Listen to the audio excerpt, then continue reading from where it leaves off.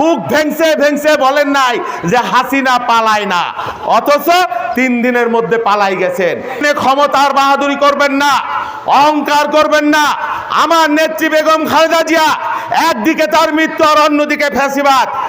যাদের কথা বাঘে মইতে জল খাইতো এক গাছে, তারা আজকে কোথায়?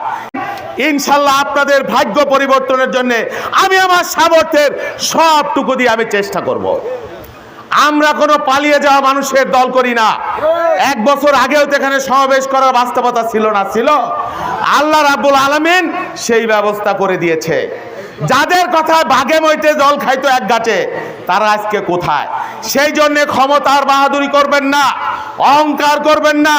আমার নেত্রী বেগম খালেদা জিয়া একদিকে তার মৃত্যু আর অন্যদিকে ফ্যাসিবাদ।